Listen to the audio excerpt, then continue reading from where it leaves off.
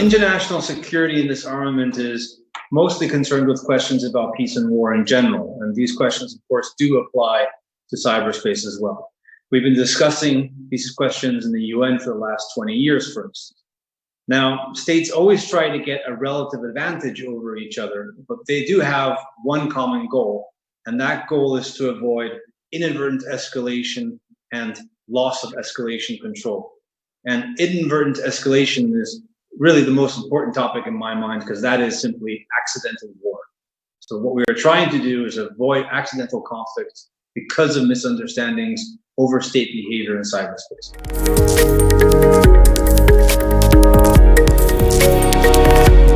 Well, fundamentally, accidental war or inadvertent confrontation, if you want to use diplomatic speak, usually has at least 4 principles or 4 factors related to it.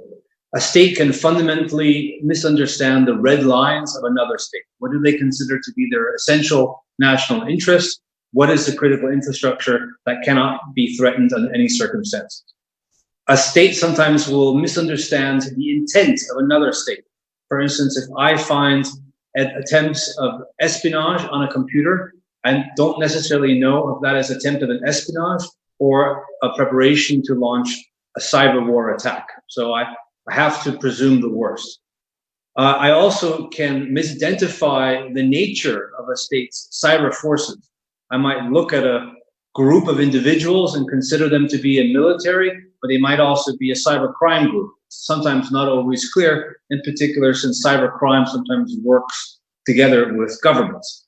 And finally, I might miscalculate the second and third order effects of a cyber operation. I might misunderstand exactly how my target is entangled with other entities, critical infrastructure, and therefore how the effects of a cyber weapon, for instance, might damage other countries' national interests as well.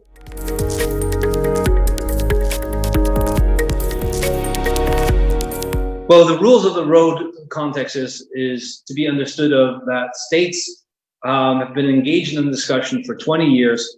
Do we need new international law, or is existing international law sufficient? The so-called like-minded group of liberal democracies intends to say that current international law is sufficient. Countries like Russia and China want to have a new treaty. In between these two positions is a negotiated position, which is that of agreeing on norms of behavior. Norms are effectively the rules of the road of state operations in cyberspace, what states are allowed to do in cyberspace. They are basically soft law. They're interpretations of existing international law. They're not new international law, but they are political agreements.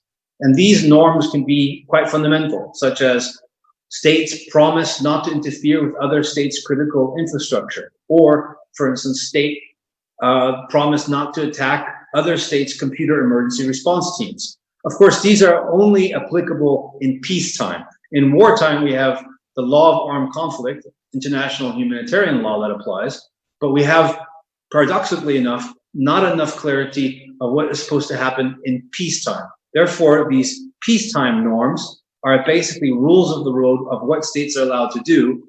And by setting these rules of the road, we lower the risk of inadvertent escalation, therefore of accidental war.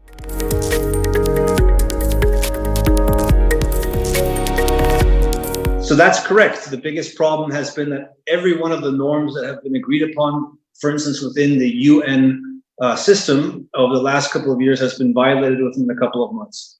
We can think back, for instance, to the agreement on non-interference with critical infrastructure. A couple of months after that was agreed upon, there were attacks on critical infrastructure, both in France as well as in the Ukraine.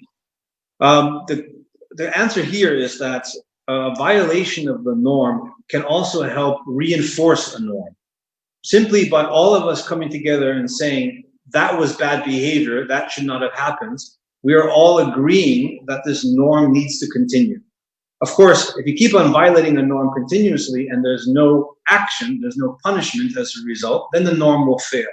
But the moment most like-minded nations are coming together and effectively denouncing malicious cyber attacks that violate the norm. Therefore, what we are increasingly seeing at the UN level, but also within the EU, are actions towards micro-sanctions. The EU, for instance, recently agreed on a set of sanctions against Russian and North Korean actors to punish violations of these norms. And indeed, the United States has done so regularly before. We'll see a lot more of this in the future, because effectively the only way to reinforce a norm is basically make sure that a norm violation has consequences.